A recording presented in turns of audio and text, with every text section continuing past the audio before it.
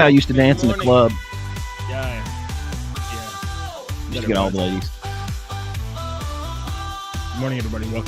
Welcome back to rumble.com/internet dads. We are your internet dads. I'm Jason. That's Deke. We meet here Monday through Friday to talk about the news in the world. And we start exactly at 10 o'clock or so. 8:10 Good morning. o'clock. How's your weekend? Good? My weekend was excellent. How about yours? Oh, excellent. That's good. I had last week was my wife's birthday. I told you about this last week, and we went to Fogo de Chao. Yeah, you had Fogo a nice fancy meal. Yeah, and eat all that rich food, and you're like, oh my god, I can feel myself getting fat. And then my buddy and the father of my goddaughter, goddaughters plural, because plural.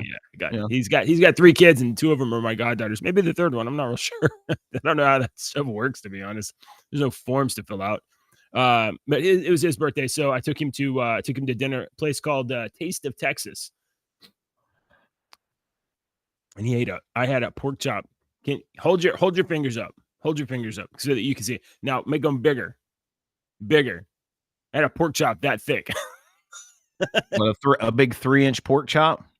It was that thick. It's massive.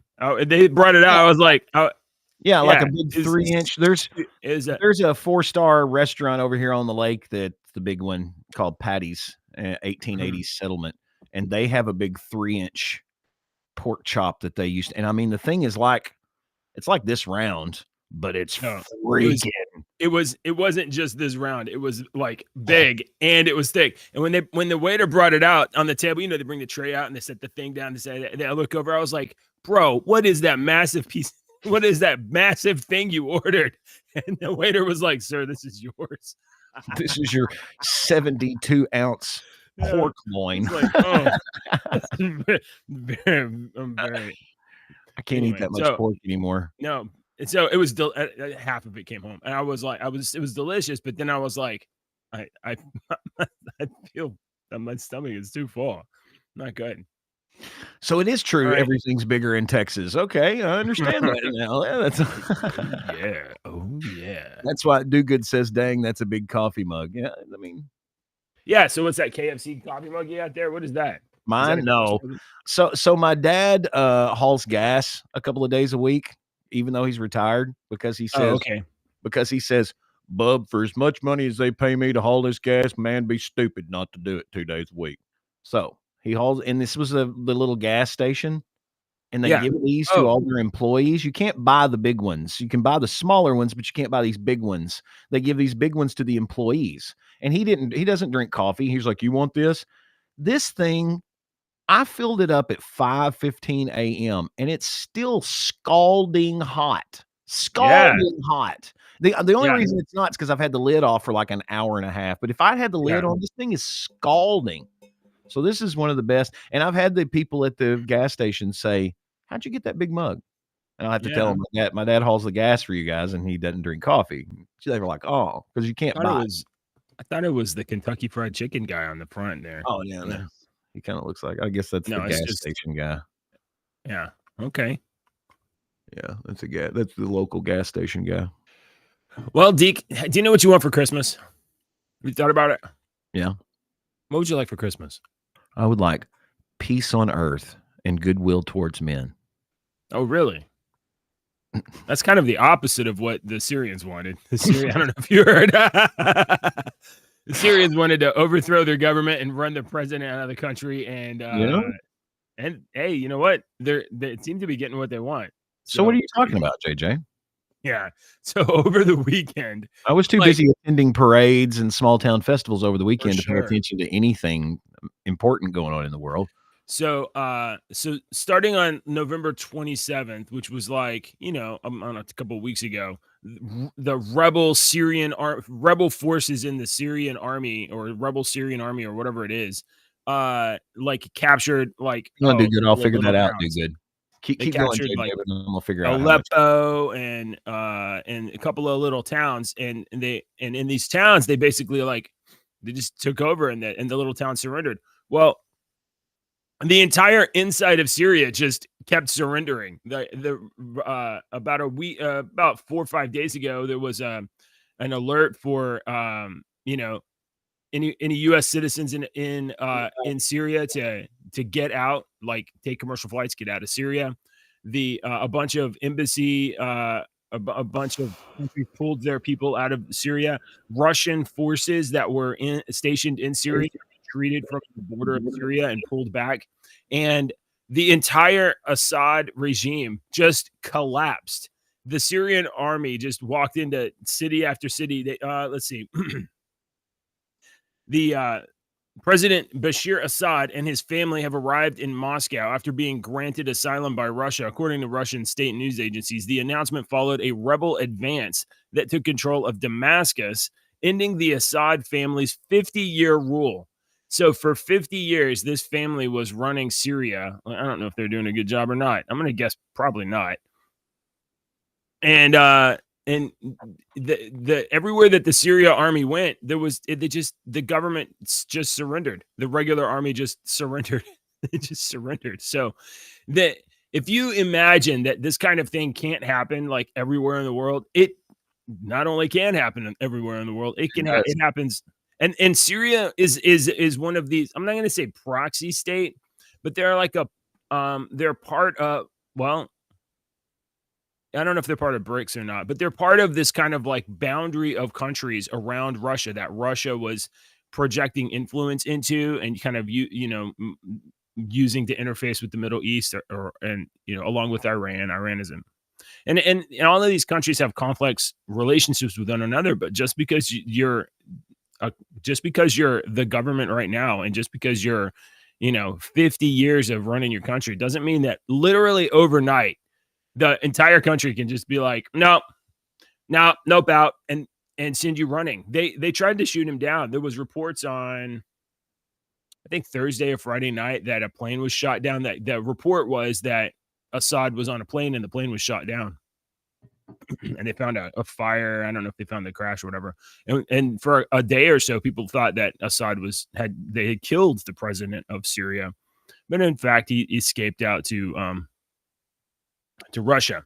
Now, I asked Grok this morning. Let me find my Grok history. Yeah, that's a crazy. I was trying to catch up with it, the whole thing this morning. And I don't understand half the crap that goes on over there, but he's about to fall asleep. How much coffee goes in there? It's about 4 regular cups of coffee.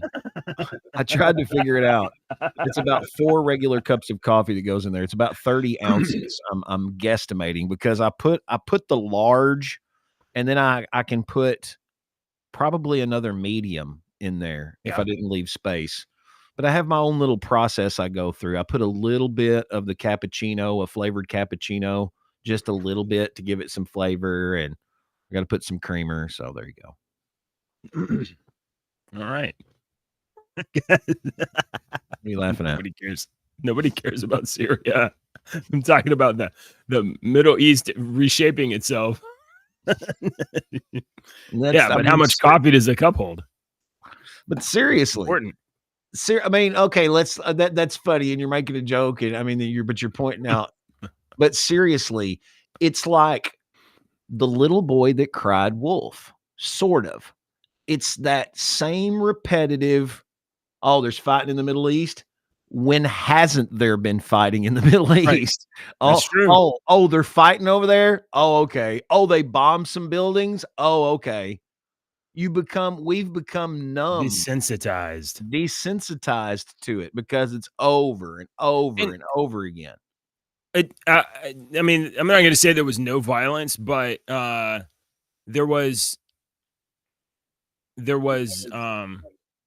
I mean, when a lot of these cities fell, I mean, they just straight up gave up. So, I mean, I guess you can be thankful that, there wasn't wild, violent conflict, and like people weren't dying or whatever. So that's good, but there's some other bad things. Like, there's a story on Just the News that, no, it's not. That's not. No, that's not a joke. I'm not laughing at you. I'm laughing. I've read the comment from Do Good to come up. I'm sorry. Keep going. Oh. It just caught me out. Of course you do.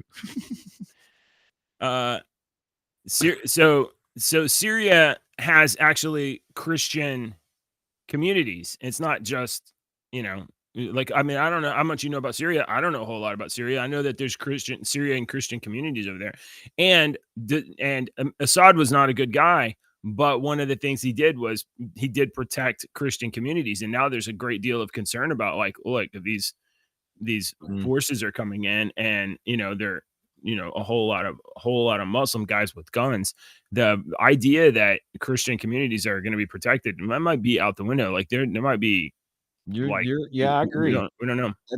I agree. So here's a story on Just the News. Syrian Christians face uncertainty as rebels promise to respect the rights of an Assad regime falls. So the rebels are like, yeah, of course we're going to protect you. And people over there are like, he's just overthrew the country though. So like, I don't know about that. I also know this about Syria. The Syrian money is called the pound. In 2023, it was trading thousands to $1 compared to 47 to the dollar before the war. So apparently the Syrian economy like hyperinflated, and boop, government gone. Not good. Okay. All right. So that's stuff that's happening around the world this weekend. Let me show you this too. Let's see. Let me get a picture of the Syrian flag. So when every country has a flag, right? Of course. That's how you I don't know, post your country memes on the internet. Hey, make me moderator here in just a second. I will. I want to show you. I got something to add on to this Syria thing. Oh, good. Yeah. No, that's not how I make you moderator. This is how I make you moderator. Oh my God. Oh, come on, dummy. Oh, here we go. I feel different. I can feel when you make me moderator. I can feel the surge. Okay. I feel stronger. Wow. All right. So the Syrian flag, the old Syrian flag, look like this. It's a green stripe, a white stripe, and it looks like a black stripe, and it's got red stripe at the top. Okay. White stripe with green stars and a black stripe. And that's the Syrian flag for 50 years. Well, the rebels won, and they pulled all these flags down at the embassies and the capital, and they pulled that flag down, and they put up the new flag. And here's the new flag. It's a green stripe with white stripe and red stars. So what is the significance of replacing the red with the green on the stripe and the green with and add the extra star? What does all that stand for? Does it say? I have no idea. All I know is that they were like, we're a whole new government, but we're just going to keep the same design. We're just going to flip these two colors. I really like, I'm getting nerdy here, but I really like symbolism, especially on flags and stuff. I want to know why you have this on your flag. What's it mean? Because you're flying that flag as a symbol of your country. It's not just some random crap, it all means something. And I like that. I'm gonna have to look that up. What's the significance of the old and the new? What it means? I guess we could ask Grok. That's what I'm doing right now. All right. So while you're doing that, I'm going to add on to this Syria. You probably need to pay attention. Quit messing with Grok, because this is the president of the United States, and he's fixing to talk for the next 21 seconds, and you need to listen to him. So shut up. With a new constitution, a new government that serves all Syrians. This process will be determined by the Syrian people themselves. The United States will do whatever we can to support them, including through humanitarian relief, to help restore Syria after more than a decade of war and generations of brutality by the Assad family. That relief better not be in hundreds of millions of dollars, sir. Oh my God. Because you're already giving billions to some Africans for something that we don't even know, and we've already given hundreds of billions to Ukraine. Meanwhile, I'm starving for Christmas. I just want to make a general announcement to all the other countries around the world. If you guys are planning on like flipping your country and getting some money from the United States, you guys got about, I would say about 34 days or so to get that done, because the rebate expires on billions from the US in just about 30 days or so. And man, that is a beautiful segue, JJ. You are the professional segue artist, because okay. Trump recently sat down over the weekend with NBC's Kristen Welker for an hour and 16 minutes. This was really interesting. This guy says, I've worked in TV. This is Yitz Friedman. Hang on, let me just pull this up here so that y'all can see what I'm looking at here. He's a guy here that's worked in TV and media. He says it was a master class by Trump. Welker exposed herself as a complete idiot. Let's go. So this is a minute and a half here. Welker condescends to Trump, appearing to be trying to convince him to raise the minimum wage rather than asking him a question. Trump proceeds to educate her in basic economics. There are 20 states that still have the federal minimum wage at $7.25. And I actually have a map. 19 of these states actually voted for you, sir. Mm-hmm. Hi. And you can see it right here. I don't know if you remember this, but during the debate in 2020, I asked you if you would raise the minimum wage. You said you would consider it. And so my question for you is, now that you are going back to the White House, for these 19 states that voted for you, are you going to raise the federal minimum wage? It's a very low number. I will agree. It's a very low number. Let me give you the downside, though. Yeah. In California, they raised it up to a very high number. And your restaurants are going out of business all over the place. The population is shrinking. It's had a very negative impact. But there is a level at which you could do it. Absolutely. Yeah. What is that level? I don't know. I mean, I really don't know. I can say this.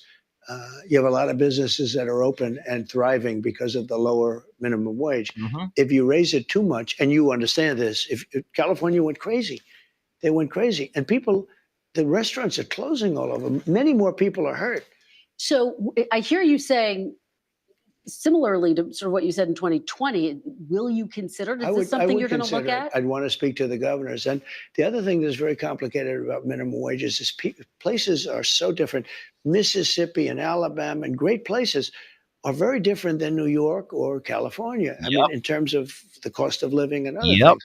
So it would be nice to have just a minimum wage for the whole country, but it wouldn't work, because you have places where it's very inexpensive to live, where a minimum wage, which is at $8 or $9,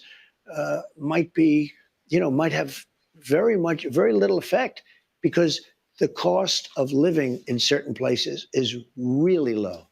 That's what I mean. That's basic economics 101. That she don't. Did you mute yourself? Hang on, I got to. Yeah. No, I'm not muted. Yeah. So. No, journalists are so. And she was firing those questions out like, does she not understand that he's not the leader of the whole country, the king of the country? Does she not understand basic freaking sociology or economics, sociology and economics? Government. She's not really asking a question. She wants the clip of Trump saying, "No, I won't raise minimum wage," so that they can run their propaganda, or get him to say, "Yes, I will." And either way, they're happy either way, because whatever they do, because if they can run clips of like, he said he would and he's not, or he said he wouldn't, and and that means he doesn't care about people. And no, the United States is not a monolith. There are 50 different states with 50 different economies and 50 different costs of goods, 50 different costs of products, 50 different organizational structures and different, like, just densities. There's people on the East Coast. You guys have so many dense areas, but over in Texas, like, you can drive for 100 miles and barely pass a gas station. So, like, we don't have the same needs. And, Ashley's a realtor here in Kentucky. If you want to buy a house in Kentucky, please DM me and I'll hook you up with a great realtor. And she's had many people that's moved from California and the outside, bigger areas. She had one family that came from California, and she's helped like other family members from California come here because the price of a 900 square foot home in California on a fourth of an acre lot. The price of a fourth acre lot and a 900 square foot home in California will get you 50 acres and a 3,000 square foot home in Kentucky. The same amount of money will get you that much more. And you're not, what are you missing out on? You know, some people just like the big city and the big city life and all that. Let me tell you, I was born and raised in the country, and we went to New York City, and I've been to big cities before, and I'm not a city person. I don't like it. It's cool, and it's cool to look at, but whatever. All right, so here's NBC. Here's her editing something here. You promised to end birthright citizenship on day one. Is that still your plan? Yeah, absolutely. The 14th Amendment, though, says that, quote, all persons born in the United States are citizens. Can you get around the 14th Amendment with an executive action? Get a change. So she says all persons born or naturalized in the United States and the subject to the that's what she left out. And subject to the jurisdiction thereof are citizens of the United States. She edited the thing. She didn't say all of it. That's the thing. The jurisdiction of the Constitution expands to all of our states and our territory. So you know, the law of the Constitution applies to you if you're here. So it's not. I think it's arguable. You can make an argument about it, and certainly make an argument about whether it's warranted or right for people to just happen to physically be here and then become citizens. I think maybe that's a debate that maybe the American people really need to have, because it doesn't make a lot of sense for you to just like, oh, well, I happen to be in this area, so like I came over here and now my kid's a citizen. I'm not sure especially if you're. I mean, the issue of birthright citizenship is certainly something that needs to be considered, because it needs to be. I agree. It needs to be. It needs to be looked at, because it started off as a good idea, and you've had so many people abuse it for nefarious purposes. And some of them are good, but some of these women in like Mexico and stuff that are completely impoverished and whatnot, and they come over here. So you got to commend the woman, man, to going against all this crap to try to do what's best for her child. You can't. I'm not going to take that away from them. These are some of the strongest, most resilient people in the whole planet. God, and they're willing to do. They're willing to go through what they go through to try to benefit their children. Take massive risk and take massive punishment. God bless them. And you know, and the thing is, our system creates a positive incentive structure that causes human trafficking. And so we're creating I say positive, it's an affirmative pressure. It pushes, like it's essentially like a magnet, or it pulls people here in violation of their law and a violation of their own safety, putting people in danger, definitely getting people killed, just in order to cross the physical border and then, you know, have their kid be born and have American citizenship. And that's a rich prize. And you know, our system is causing harm in that way. And so we need to take account of that and decide what we want for the United States. Mm-hmm. And, you know, some of us are like, Starship Troopers was awesome. Maybe we should revise it to like, you got to like serve the country to become a citizen, or, you know, and maybe that's too far, but hey, maybe there's somewhere in the middle there that makes a little more sense. I kind of like that idea. She goes through, I mean, it's a big long interview. And she goes through the whole time talking to Trump like that. Trump actually, and I'm not going to play this for fear that we'll get kicked off of YouTube, but Trump does talk to her for about 5 minutes about RFK investigating the link between vaccines and autism. Yes. I don't know what we cannot affirmatively say that anything causes anything, but it sure seems strange that we have had it seems like there's too many forced vaccines, and it might be harming kids, and we don't know. And you know what we do know? We know that from the pandemic 2020, whatever, that the scientific pharmaceutical complex, they are totally willing to put a vaccine on the market that isn't tested. And because they have whatever executive order protecting them from being sued from harmful impacts of those vaccines, there's no risk for them to take a sketchy product to market and get it put on the vaccine schedule. So, but I'm not saying it causes autism. I don't know that. Look at that. I know more about It's this. Like 71 vaccines, right? And they're like 70 something. I know more about this. I can get us kicked off of everything. Yeah, please don't. Please don't. I'm not going to say a word. I know more about this than the average bear. I have looked into it for a long time now. My daughter's half brother is autistic. Oh, really? I didn't know that. And I lived with him for a long time. Yeah. And I raised him for a while. And he's 19 or 20 now. And I can. And there's. I just have. I know. I've looked into it. I'm not one of these. I'm not one of these headline people. I've got. I don't know a lot about it, but the kind of damage that gets done to these kids, like it's not repairable, right? Like you're not coming out of being autistic, right?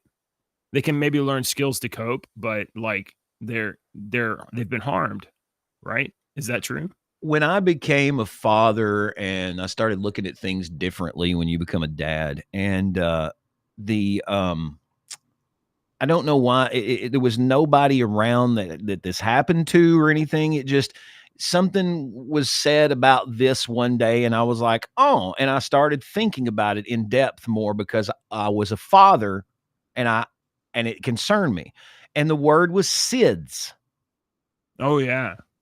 I mean, when you're a parent, oh yeah, you worry about SIDS. And what does that stand for, JJ? Sudden infant death syndrome. What does that mean? You go check on your kid. That usually it's the children infant like has less died than a year old. Suddenly. Yeah, just like go suddenly. Check on them and they're just gone. Sudden infant death syndrome. And I'm like, that is the generic term that scientists use for dark matter. That's the same thing. They're like, hey, what is that stuff? I don't know. What is it? I don't know. We got to give it a name. Dark matter. Okay, cool. Dark matter. That if I had a child, and this is where my dad brain kicked in. I was like, if I had a child and the doctor's like, well, your child died of SIDS, I'm sorry. I'd be like, no, I want to know. You better not give me a generic term. I want to know what it was. I don't want some generic. And now I've heard that there's another term that is coming out here in the past 4 years. And it's like, it's not teenage sudden death syndrome, but it's like adolescent sudden death syndrome. I just saw it like a month ago on X or something pop up. And I was like, isn't that funny? You know, and as somebody that works with words, yeah, I don't like that generic term that they've just given. They're like, well, it was just sudden infant death syndrome. I'm sorry. We'll give you. So I don't know the rates or if the rates of SIDS have changed or whatever, but we saw ever since 2020, it became, the videos of people just suddenly dying. Right. And, the kind of underlying message was that whatever that was associated with people taking this vaccine. And then they, I don't know that's what happened. I don't know. But what I do know is like maybe people sometimes just do drop dead, but because now we have our phones all the time, we catch so much more like all the time. Maybe it's that maybe the rates of some of these exotic things haven't changed, but we happen to be more aware of them. In that, and I'm not saying that explains everything, but that's one dimension. I will give credence to that. Yes, I would agree that that's probably one slight dimension that you would need to add into the pie chart, but it's not going to take up the pie chart in my opinion. That's just a little sliver. But you've got to add that in there. And I will agree that you're right.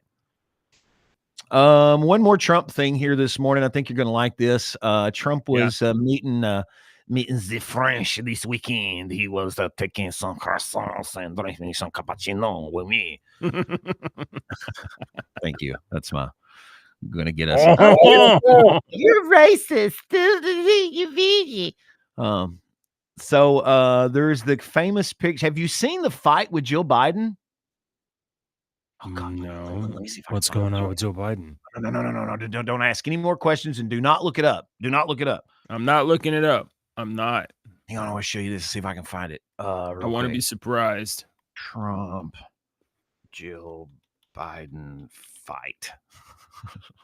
I saw this and I was like, what the hell is this? So wait. Okay, here it is. So when are we gonna get Do Good on? Hey, we should do can we get Do Good to come join us for like a Christmas special? Yes, I want almost that. Christmas special. We can do whatever time works for him. Yes, wouldn't you love it for like an hour for him to be telling us just like you guys are so wrong about everything on this entire planet. If Do Good comes on the show, I'm going to drink beer. Okay, all right. So watch this. All right. This is in France over the weekend. No, this isn't real. Oh, come on. That's not real. I saw that and I'm like, what in the hell? But then they're like, man, AI is getting so good. You really can't tell. But look, somebody was like, is that Elton John back here? Don't that look? I mean, look. Yeah. The people's reactions in the background. Dude, look, it's still bad. Like the AI generated like video, it's not realistic yet. Dude, inside 2 years, we're gonna be playing videos, and none of us are gonna know if stuff's real or not. And it's already like that in a lot of dimensions. But like, I mean, you're not gonna be able to believe anything. Look at her head. Yeah, the hair just kind of jumps and. But the AI is saying that she's going to move. The hair needs to move. And it generated it there real quick moving. Yeah. So anyway, that was the fake video, funny. But he was sitting next to hang on, let me go to a different screen here. Oh, I shut it down, my bad. He was sitting next to Joe Biden here, and she was giving him this look. So he tweeted this out. Here are my new Trump perfumes and colognes. I call them fight, fight, fight because they represent us in winning. Great Christmas gifts for the family. Get TrumpFragrances.com. President Camacho here, man. This is freaking great. This is President Camacho, and I love it. But here's what he looked. A fragrance your enemies can't resist. Now, that's straight from him. Look at her face. She doesn't look like bitter and angry exactly. No, she looks kind of a little bit amused. Yeah, I think she looks a little.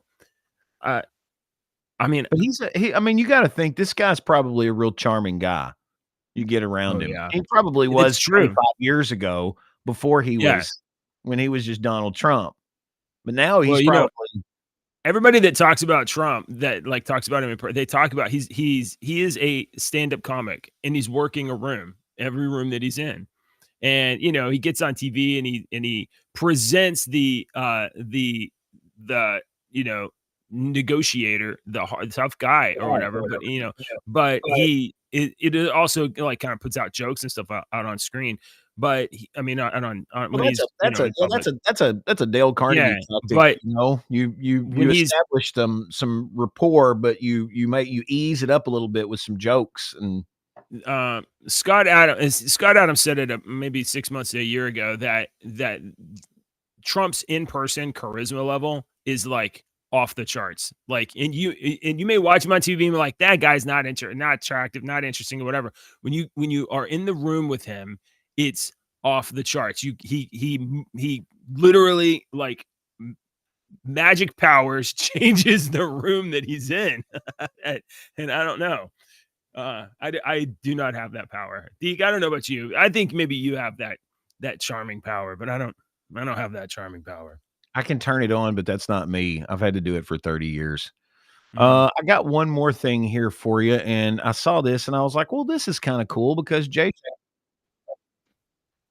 and I were here in this very spot. Oh no. Yeah, this was cool though. Watch this. Oh, okay. Nativity scene takes over Times Square.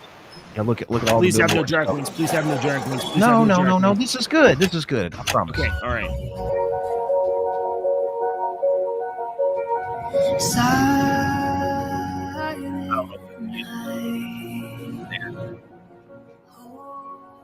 I'm sure. Wait, why is it in Chinese? Because it might have been in China. This is Levi's. Are we gonna get copyright struck for this? I don't know about Silent Night. I think that one's probably public domain. Okay. Isn't that cool? Is it a Samsung ad? I don't know, maybe. I mean, dude, every screen. You'd have to pay a lot of money to get every screen. That's so much money right there. That's a lot of money. I mean, that looks pretty cool. It's really cool, I thought. Just to get, and just imagine all these people down here that are non-believers. Yeah. You know? I hope they get spiritually overwhelmed. Well, I mean, you never know what will push somebody over the edge. That's true. And that's why yeah. Over the good edge. Over the good edge is what I mean. To make them go, 5 years from now, somebody that saw that in person as they were walking and having a really freaking bad day. Yeah. Saw that and they stopped and they were like freaking amazed by it. And maybe 10 years down the road, it will make a difference. Look at that. I am the luz of the world. I am the lumiere of the world, the Li Wang of the world. I'm the light of the world.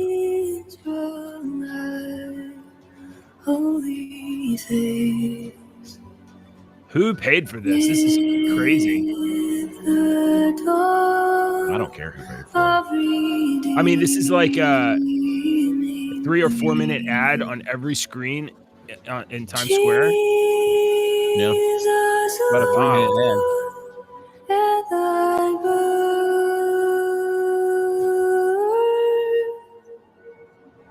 Jesus, Lord, at thy birth. Wow, that is cool. That was pretty cool. It's not what I'm in New York for, but it is pretty cool. And like I said, I'd be there. I mean, you never know who it might affect. Yeah. So something like that's really cool.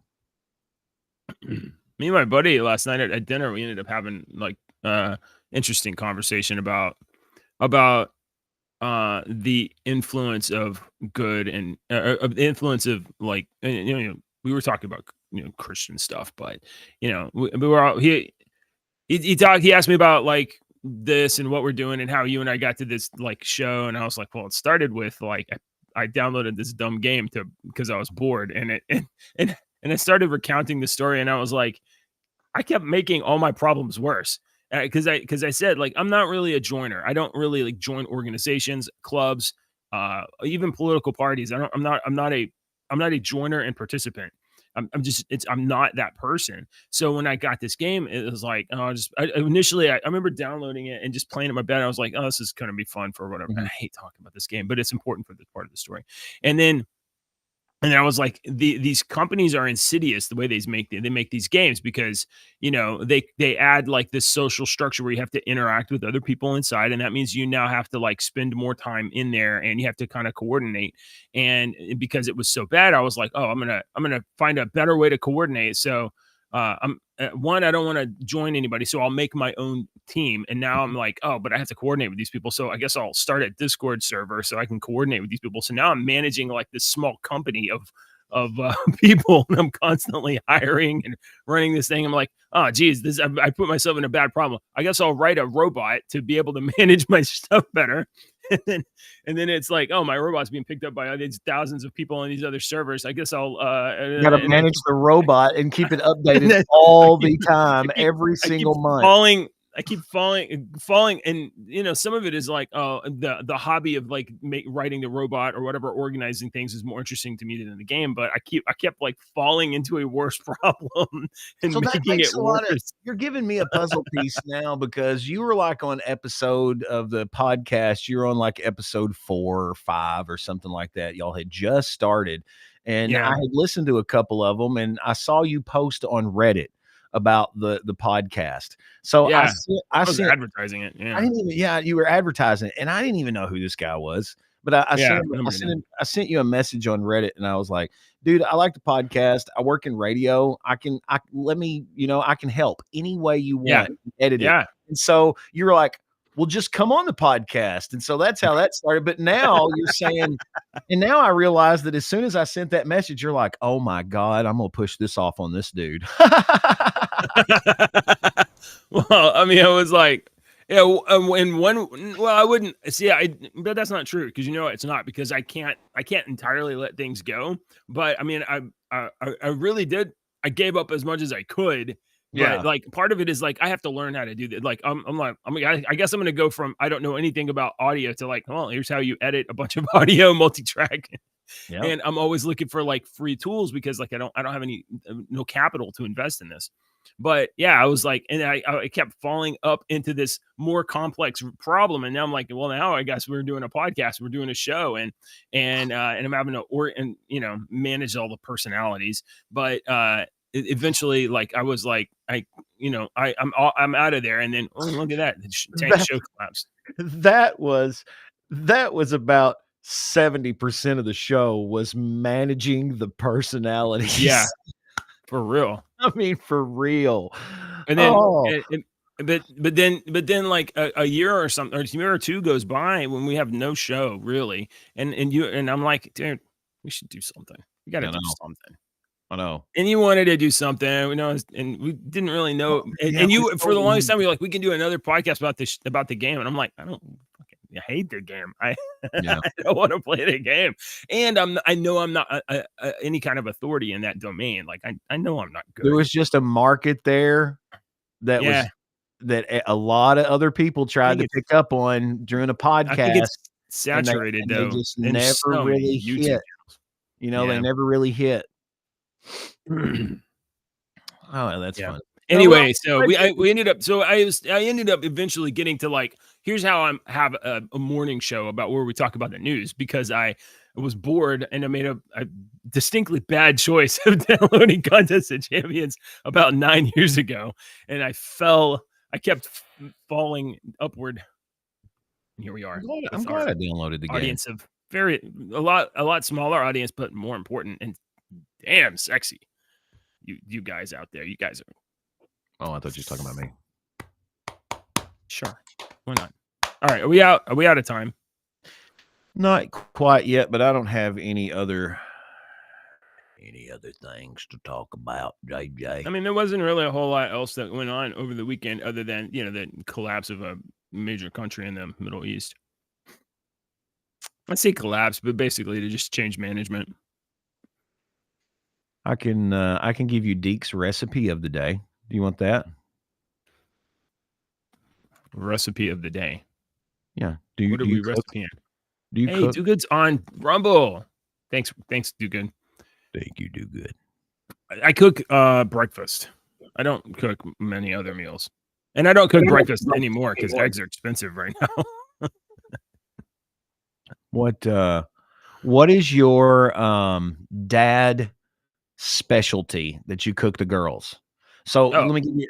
I used to cook dad cakes for the kids, and dad cakes were, I would take a thing of sausage and scramble it up like hamburger meat scrambled, instead of making the patties, and I get it all nice and fine, and then I take my pancake batter, and then I mix it into the pancake batter and cook the pancakes with little sausage crumbles all in the pancakes. And that was my dad cakes that I made. You got to make sure the edges are all nice and buttery and crispy. And the kids love the dad cakes.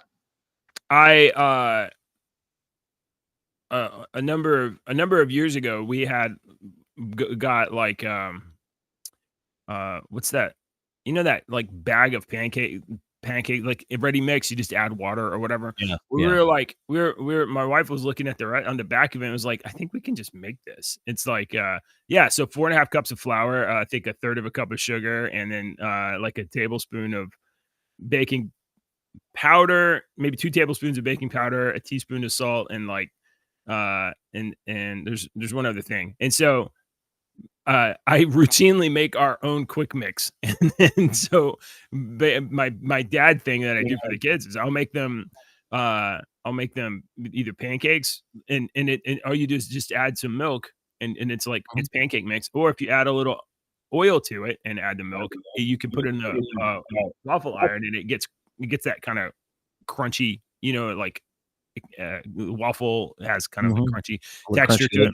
Yeah. So that's my thing is like I make them blueberry pancakes or chocolate pancakes if it's somewhat special. Otherwise, I'll just make them regular pancakes, But that and bacon and eggs, and if we aren't in the worst economy in the history of the United States.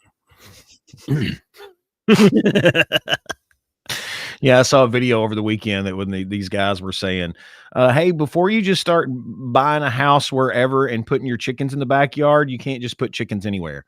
You've got to, because everybody's wanting to raise like chickens now. So yeah, it makes sense. Did I tell you my daughter is trying to get us to get she wants a cat, but I'm like, I don't want a cat in the house. So she's like, how about a bunny? And she almost convinced us to get a bunny, but then I was like, because me and my wife, we went to the pet store and we were like looking at the hutches, and I was like, it's gonna smell like bunny shit in our house all the time, and like it's just gonna smell bad. So we're talking us out of it, but my daughter really wants a bunny rabbit as a proxy for having a cat, and I don't want a cat in the house. So anyway, I don't know why I do, JJ. I'm resisting buying her a pet. I don't know. I don't know what I'm gonna do. It's not impossible that she ends up with a cat and a bunny rabbit. To be honest, pancakes with chocolate cream. Best thing I can do for my girls is what Do Good says. That sounds good. Pancakes. Do good.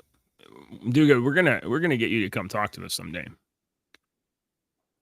I don't think you're gonna last that long with the pet argument with your girls. I think you're gonna lose. I'm not even a betting man, but I would take that bet. My current strategy is keep changing the subject. That's not going to work for very long. That one works sometimes. Hey, y'all want to go get some ice cream? Okay, let's go. I want to hear Dugan on the show talking in a thick German accent with a Kentucky drawl.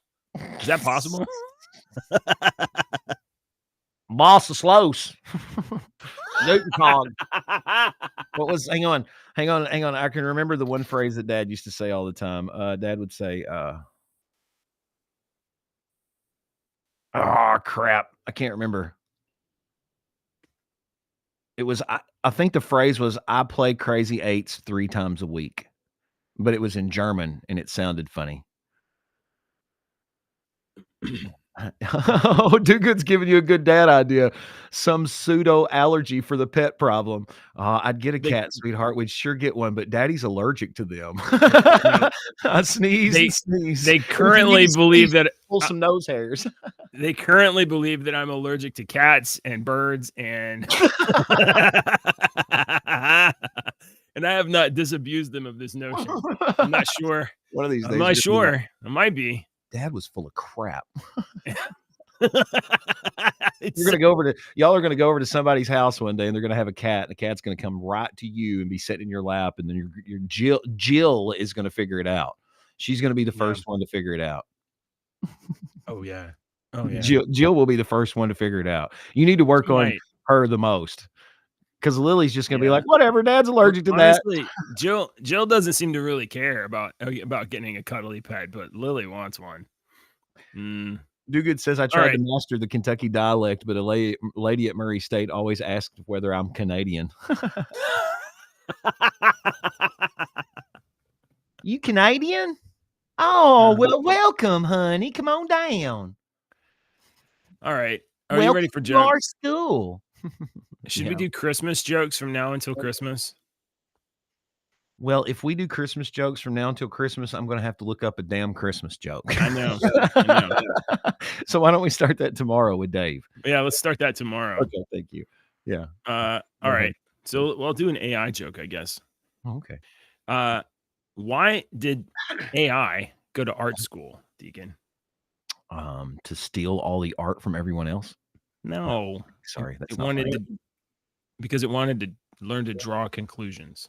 Oh, that's so bad. That is a really bad. Yeah, you got a cough out of that one. Jeez. Praise God. He says, I have nothing set up in terms of a mic and a camera, but I'll get a new PC for Christmas. Ooh. Dude, all you need is a cell phone. You got this right here. That's all you need. Oh, that's my kids. You just get your cell phone and use your Bluetooth headset, and there's a Rumble Studio app, and that's all you need. And if you want to go higher grade than that, you can. You don't need a. No. I talked on my phone for the podcast for a long time. UMCLC podcast. At Christmas time's here, and money's kind of tight for a lot of Americans. And I was trying to make a little extra money here recently, and I thought I was going to be arrested. I was selling dead. Yeah, I was selling dead batteries, but there were no charges.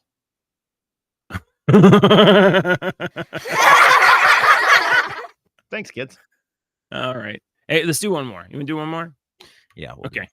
All right. Hey, so why don't scientists trust atoms anymore?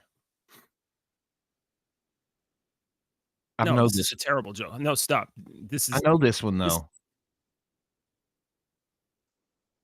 This joke is bad. I'm gonna. What was the answer? Don't leave me hanging. It says it's because they might be up to something. It made no sense. That's kind of dumb.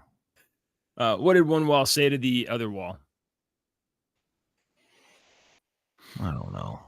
I'll meet you at the corner. I knew that was coming. That's terrible. Oh, no! Do you know why there are no Walmarts in Syria? No, I have no idea why there are no Walmarts in Syria. Because there's Targets everywhere. Oh, I'm sorry. Is that too soon? Okay. I'm sorry. All right. We will be back tomorrow at 8:00 or thereabouts on rumble.com/internetdads. Aside from that bad joke, how's everybody else doing?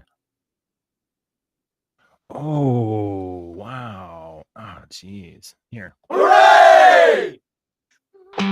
Politicians and talking heads lying left and right. You can help us bring facts into the light. Don't let your daughter lose her next swim meet to a psychopath dude with fake teeth. Tucker Black. For a comment, he said no. Watch now, the Internet Dad Show. Subscribe quick, the squid monster's on the way. Inspire with us tomorrow's news today. Oh yeah. That's a banger, homeboy. Word to your mother. You want to hear Tucker Black? It's a weird way to go out. Okay, why not?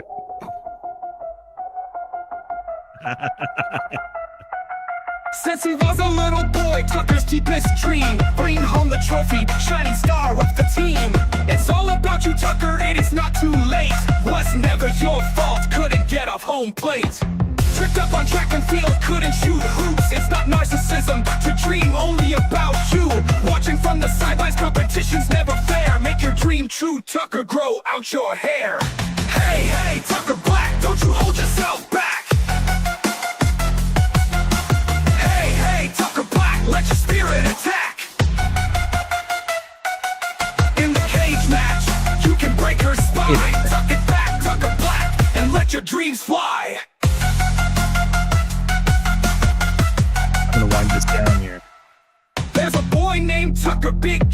I'm gonna stop this, and the reason I'm gonna stop is Deke. I know and we're not off the air yet. I know you're working on a remix, Tucker Black remix. Hey, hey, Tucker Black, don't you hold yourself back. Are not meant to women's sports. Hey, hey, Tucker Black, let your spirit attack. I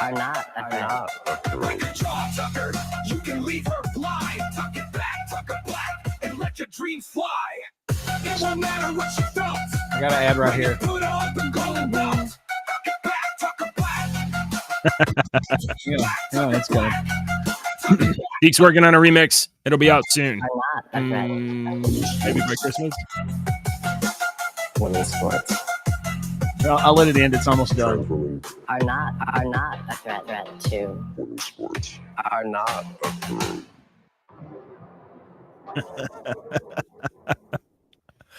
I'm not done with it yet. Bye.